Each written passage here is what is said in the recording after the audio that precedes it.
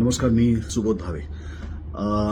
आपल्या सगळ्यांना महाराष्ट्रात विविध भागांमध्ये जे काही पावसाने थैमान घातलंय ते आपल्या सगळ्यांच्या वाचनात आलं असेल, बघण्यात आलं असेल. आणि तिथल्या शेतकऱ्यांचं, सर्वसामान्य माणसांचं जे अतोनात नुकसान या पुरामुळे झालेलं आहे त्याची आपण कल्पनाही करू शकत नाही. आज आपल्या महाराष्ट्रातल्या या सगळ्या बांधवांच्या पाठीमागे खंबीरपणे उभं राहण्याची गरज आहे. सांगली, कोल्हापूरला जेव्हा पूर आला होता तेव्हाही आपण सगळे तितक्याच खंबीरपणे उभे राहिलो होतो आणि आजही तितक्याच खंबीरपणे आपण उभं राहणार आहोत.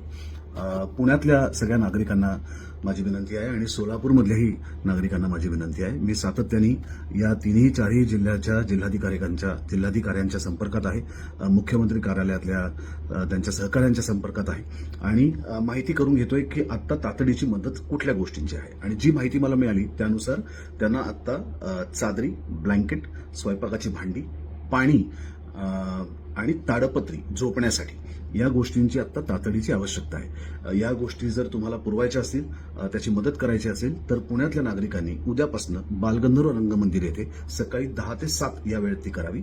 आणि सोलापूरच्या नागरिकांनी तिथे पुना गाडगे अँड सन्स हे जे ज्वेलरीचं दुकान आहे त्या दुकानात तिथे जोशी नावाचे मॅनेजर आहेत, त्यांच्याशी संपर्क साधावा आणि सोलापुरातल्या नागरिकांनी तिकडच्या पुना गाडगे अँड सन्सच्या दुकानात ही मदत करावी आणि पुण्यातल्या लोकांनी बालगंधर्व रंगमंदिर येथे ही मदत आणून द्यावी. आपली मदत तातडीने त्या बाधित गावांपर्यंत आणि आपल्या बांधवांपर्यंत पोहोचण्याची व्यवस्था केली जाईल. त्याच पद्धतीने आम्ही मराठीमध्ये काम करणारे सगळे कलावंत या आमच्या बांधवांच्या पाठीशी, आमच्या शेतकऱ्यांच्या पाठीशी कायमस्वरूपी उभं राहतोय. आणि फक्त ही तात्पुरती मदत नाहीये, तर साधारणपणे पुढच्या वर्षभराचा काळ आमच्या बांधवांपर्यंत कशी मदत पोहोचेल याचाही विचार आणि त्याचाही प्रयत्न चालू आहे. ती लवकरात लवकर पोहोचेल.